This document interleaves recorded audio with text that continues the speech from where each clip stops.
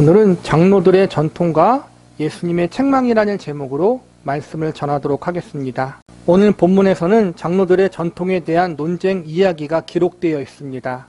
어느 날 예수님과 제자들이 식사를 하기 위해서 떡을 떼어 먹고 있었습니다.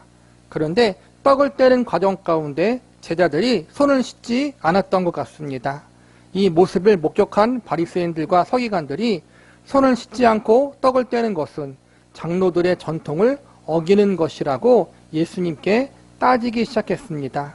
장로들의 전통이란 이스라엘 민족 대대로 전해져 내려오는 전통적 종교 규례였습니다.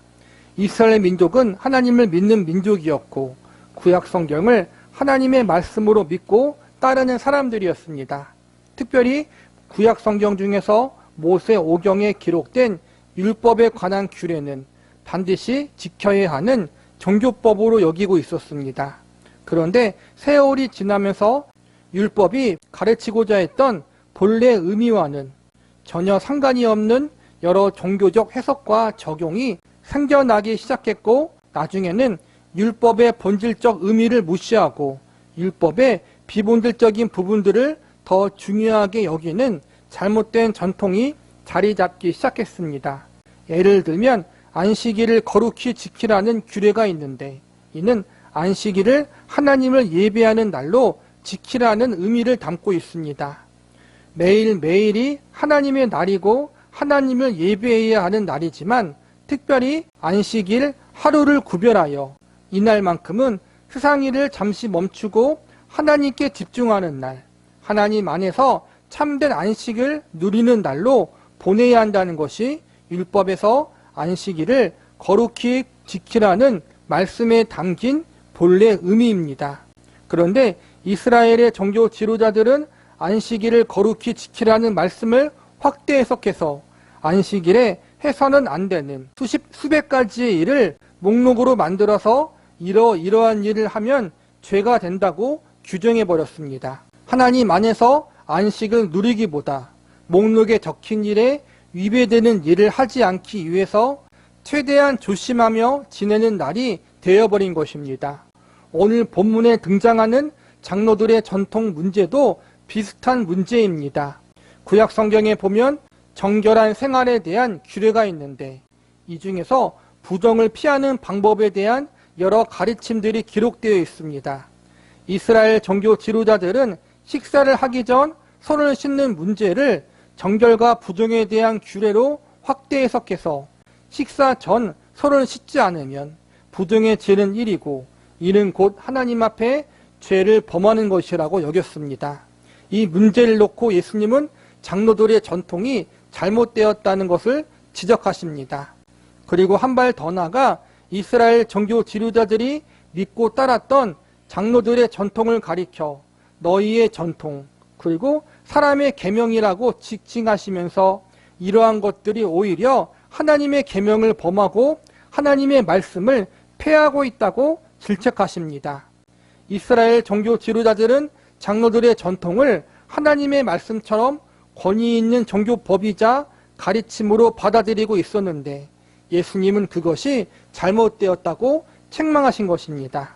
우리는 장로들의 전통에 대해서 질책하시고 책망하신 예수님의 말씀을 통해서 저와 여러분이 배울 수 있는 교훈과 메시지는 무엇인지 알아보는 시간을 가져보도록 하겠습니다. 첫 번째로, 사람의 정통과 가르침은 하나님의 말씀과 같은 권위를 가질 수 없습니다. 본문 1절과 2절을 보시기 바랍니다. 그때 바리새인과 서기관들이 예루살렘으로부터 예수께 나와 이르되, 당신의 제자들이 어찌하여 장로들의 전통을 범하나이까? 떡 먹을 때 손을 씻지 아니하나이다. 대답하여 이르되, 너희는 어찌하여 너희의 전통으로 하나님의 계명을 범하느냐? 오늘 본문에 보면 식사 전에는 반드시 손을 씻어야 한다는 장로들의 전통이 등장합니다. 이스라엘 사회에서 장로들의 전통은 자율적인 실천 사항이 아니라 반드시 행해야 하는 종교법이었습니다. 마가복음에 보면 동일한 내용을 소개하면서 시장에 있다가 집에 돌아오면 물을 뿌려야 하는 것과 장과 그릇을 씻는 장로들의 전통이 있다고 나와 있습니다. 구약 성경에 나와 있는 여러 종교적 규례에 대해서 해석과 적용의 다양성을 존중해 줄 수 있습니다. 그러나 식사를 하기 전 손을 씻지 않으면 부정해진다는 가르침은 구약 성경에 전혀 나와 있지 않은 내용입니다. 장로들의 전통의 가장 큰 문제가 여기에 있습니다. 성경에 나와 있지 않은 가르침들에 대해서 인간들의 생각으로 이렇게 하는 것이 옳고 그르다를 정해놓고 그것을 하나님의 뜻인 것처럼 강제적으로 지키도록 종교법으로 만들어버린 것입니다. 사람들이 그가 속한 나라와 민족의 정서에 맞는 A 범죄를 지키도록 하는 것, 사회나 공동체가 가지고 있는 독특한 특성과 문화를 지키도록 하는 것은 충분히 있을 수 있는 일이라고 생각합니다. 이스라엘 민족은 하나님의 백성이라는 신앙의 공동체였기 때문에 종교와 관련되어 독특한 문화와 규례들이 충분히 있을 수 있습니다. 이러한 점에서 장로들의 전통 자체가 아예 잘못되었다고는 할 수 없습니다. 이스라엘 백성들이 하나님을 섬기는 백성이기 때문에 믿지 않은 다른 민족과 구별되는 경건한 문화와 전통을 만들고 유지하는 것은 필요하다고 생각됩니다. 문제는 그것을 하나님의 말씀처럼 여기며 억지로 지키도록 강요하며 그것을 지키지 않으면 하나님께 죄를 범하는 것이라고 여겼다는 것입니다. 장로들의 전통의 상당 부분이 성경 말씀과 전혀 상관이 없거나 잘못되게 해석되는 부분이 많았습니다. 본문 9절을 보시기 바랍니다. 사람의 계명으로 교훈을 삼아 가르치니 나를 헛되이 경배하는도다 하였느니라 하시고, 여기서 보면 예수님은 장로들의 전통이 사람의 계명이라고 지적하십니다. 이스라엘 종교 지도자들은 인간이 만든 전통을 하나님의 말씀과 동일한 선상에 있다고 여기고 그것을 하나님의 계명과 뜻처럼 가르쳤습니다. 예수님은 이러한 종교 지도자들의 행위가 결국에는 하나님을 잘못되게 섬기는 것이라고 질책하십니다. 하나님의 뜻을 왜곡한 죄, 하나님의 뜻이 아닌데 하나님의 뜻인 것처럼 속인 죄, 인간의 가르침과 하나님의 가르침을 동일하게 여긴 죄, 이것은 결국 하나님의 권위를 침해하는 교만의 죄이고 인간 스스로를 하나님의 자리에 가져다 놓는 우상 숭배의 죄와 마찬가지인 것입니다. 우리도 조심해야 합니다. 교회 공동체에서 성도들의 믿음 생활에 도움이 될 것 같아 어떠한 종교적인 열심과 충성을 장려하고 계획하는 것은 어느 정도 필요한 일이라고 생각됩니다. 따 성도 개인이 자신의 경건의 생활을 위해서 신앙에 어떠한 규칙과 기준을 세워놓는 것 역시 어느 정도 좋은 일이라고 생각됩니다. 그러나 그것이 마치 하나님의 뜻인 것처럼 포장하는 일은 해서는 안 됩니다. 오늘 본문에서 제자들이 손을 씻지 않은 것이 마치 하나님 앞에 죄를 짓는 일인 것처럼 지적한 바리새인들과 서기관들을 예수님이 질책하신 이유가 바로 여기에 있는 것입니다. 인간이 만든 계명과 규칙을 마치 하나님이 만드신 것처럼 거짓되게 여기는 것은 아주 큰 잘못인 것입니다. 우리는 아무리 위대하고 뛰어난 신앙의 사람들이 만든 경건한 전통이 있더라도 그것을 하나님의 말씀과 동등하게 여겨서는 안 된다는 사실을 반드시 기억해야 합니다. 교회와 신앙의 공동체에 아무리 오래되고 좋은 전통이 있더라도 그것이 하나님의 말씀에 부합하는 것인지 아닌지를 항상 잘 분별해야 합니다. 그리고 그것이 하나님 말씀에 부합하지 않는다면 우리는 그것을 과감히 거부해야 합니다. 개인의 경우도 동일합니다. 개인의 어떠한 놀라운 체험과 경험, 뛰어난 생각과 뜻이 있더라도 그것이 늘 하나님 말씀에 합당한 것인지 잘 판단하고 분별할 수 있어야 합니다. 그리고 만약 그것이 합당하지 않는 것이라면 우리는 미련 없이 잘라내야 합니다. 혹은 시작과 출발은 좋으나 지금 현재 본질을 잃어버리고 변질되어 있다면 선한 의도로 시작한 경건의 행동과 계획이 시작과는 달리 왜곡되어 있다면 다시 처음 본질을 회복할 수 있도록 하나님의 은혜를 구해야 합니다. 바리새인과 서기관들은 그들의 조상과 선배들이 만든 장로의 전통을 맹신했습니다. 그리고 그것을 하나님의 말씀처럼 믿고 따랐습니다. 사람이 만든 경건의 기준을 지키는데 온 마음과 정성을 다했습니다. 그러나 그들의 믿음과 열심은 하나님을 헛되게 섬기는 것이라고 평가를 받습니다. 그들이 많은 시간과 노력을 들여 수고한 종교적인 열심이 하나님 앞에 하나도 인정받지 못한 것입니다. 우리도 이러한 점을 늘 조심하고 경계해야 합니다. 요즘 방송 매체에서 인생을 지혜롭게 사는 방법에 대한 여러 강의들이 참으로 많습니다. 우리의 삶을 돌아보게 하는 상담과 심리에 관한 방송도 많이 합니다. 우리는 이러한 부분을 긍정적으로 참조할 수 있습니다. 그러나 그것을 너무 절대시하지는 마시기 바랍니다. 인간의 가르침은 그때는 맞지만 지금은 틀릴 수 있습니다. 시대에 따라 상황에 따라 언제든지 바뀔 수 있다는 것입니다. 그러나 하나님의 말씀은 영원히 변치 않습니다. 그러므로 우리 신앙생활과 삶의 가장 중요한 나침판과 기준은 하나님의 말씀인 성경이 되어야 합니다. 성경으로 점검하고 성경으로 분별해야 합니다. 유명한 목사의 말이나 가르침 역시도 너무 맹신하거나 절대시하지 마시기 바랍니다. 목사나 신학 교수라고 하는 사람들이 하는 가르침이 다 정답은 아닙니다. 틀린 부분도 많이 있습니다. 목사의 말과 가르침 역시 인간의 생각이 섞여 들어갈 수 있기 때문에 우리는 성경 말씀을 기준으로 흘려 들어야 할 것과 받아들여야 할 것을 잘 구분하고 분별할 수 있어야 합니다. 그리고 아무리 좋은 가르침과 교훈처럼 들리더라도 하나님 말씀에 어긋나는 것이 있다면 우리는 그것을 멀리해야 합니다. 저와 여러분은 언제나 하나님 말씀 앞에 우리 자신을 점검하고 우리 자신의 믿음과 신앙의 기준을 성경 말씀 앞에 세울 수 있는 저와 여러분이 되어야 할 것입니다. 두 번째로 사람의 전통과 가르침은 하나님의 말씀보다 앞설 수 없습니다. 본문 3절과 4절을 보시기 바랍니다.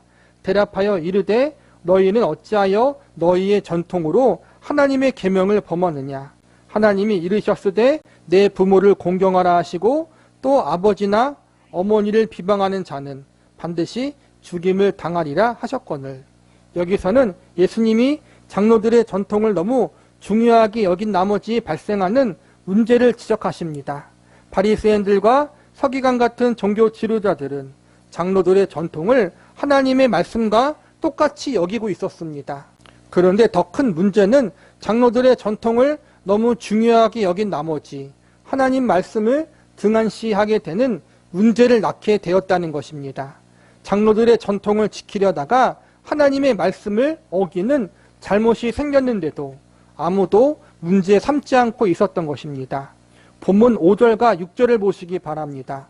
너희는 이르되 누구든지 아버지에게나 어머니에게나 말하기를 내가 드려 유익하게 할 것이 하나님께 드림이 되었다 하기만 하면 그 부모를 공경할 것이 없다 하여 너희의 전통으로 하나님 말씀을 폐하는도다. 여기서 보면 부모님을 공경하는 문제가 나옵니다.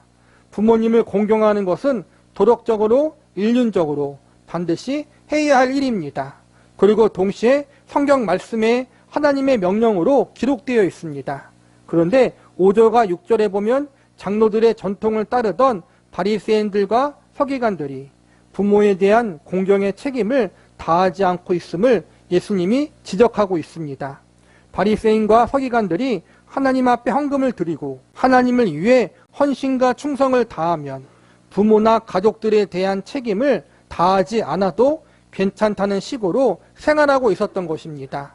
쉽게 생각해서 하나님이 중요합니까? 부모와 가족이 중요합니까? 라는 질문에 바리새인들은 당연히 하나님이 중요합니다. 이렇게 대답을 할 것입니다. 그리고 하나님이 중요하기 때문에 하나님께 헌신하고 충성하면 나머지 부모와 가족에 대한 책임에서 벗어날 수 있다고 여겼던 것입니다.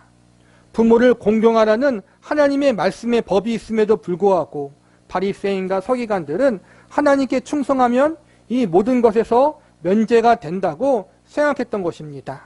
하나님이 먼저냐 부모와 가족이 먼저라는 질문에 하나님이 먼저라는 대답은 맞는 말입니다. 그런데 성경의 가르침은 하나님이 먼저이기 때문에 부모와 가족에 대한 책임이 면제된다고 가르친 적이 단 한 번도 없습니다. 오히려 성경은 하나님의 사람들은 하나님이 맡겨주신 부모와 가족에 대한 책임을 성실하게 다해야 한다라고 가르치고 있습니다.